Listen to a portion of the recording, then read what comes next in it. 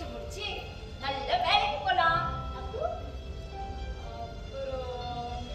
உனக்கு ஒரு நல்ல மாப்பிள்ளையா பார்த்து கல்யாணம் பண்ணி வச்சிருவேன். போமா.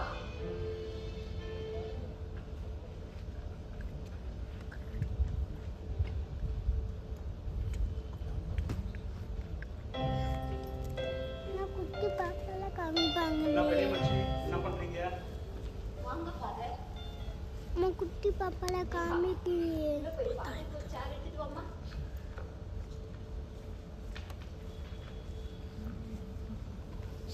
எப்படி இருக்கு? இருக்கே ஃபாதர். அழுல செய்யுமே. அது சொன்னியம்மா. குழந்தை அவங்க அப்பாவுக்கு அழுல செய்யுமேன்னு சொன்னீங்க. அடிக்கடி கேக்குறா ஃபாதர். அவளுக்கு பதில் சொல்ல முடியாம நான் தவிக்கிற தவிப்பு இருக்கே, அது அந்த கடவுளுக்கு தான் தெரியும். ஸ்டெல்லா, கொஞ்ச நாளைக்கு முன்னாடி திருச்சியில இருந்து வந்த ஒரு கணவன் மனைவி என்னை வந்து சந்திச்சு பேசினாங்க. அப்போ நீங்களும் என்னை சந்திக்கிறதுக்காக வந்தீங்க, ஞாபகம் இருக்கா? ஆமா ஃபாதர், குழந்தை இல்லாதவங்கன்னு சொன்னீங்க. அவங்க நேற்று மறுபடியும் என்னை சந்திச்சு பேசினாங்க. என்னவா ஃபாதர்? அவங்க உன்னையும் நேகாவையும் பார்க்கணும்னு சொன்னாங்க. எதுக்கு ஃபாதர்? நான் உன்னோட நிலைமையை பத்தி அவங்க கிட்ட சொன்னேன். நேகாவுக்கு ஒரு நல்ல எதிர்காலத்தை உருவாக்கி கொடுக்கணும்னு பிரியப்படுறாங்க. குழந்தைய படிக்க வைக்க ஏதாவது உதவி பண்றேன்னு சொல்றாங்களா ஃபாதர்? குழந்தைய தத்தெடுத்துக்கிறேன்னு சொல்றாங்க. அதுக்கு நீங்க என்ன சொன்னீங்க ஃபாதர்?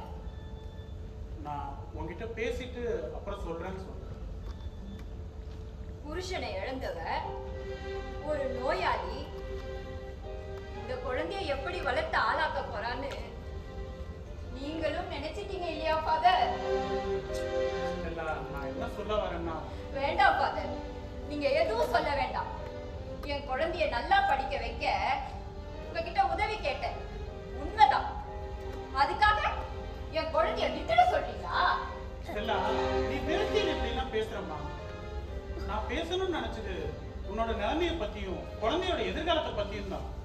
ஃபாதர், இந்த பேச்சை இதோட விட்டுடுவோம். புருஷனை எழுந்த துக்கத்திலிருந்தே இன்னும் என்னால மீண்டு வெளியில வர முடியல.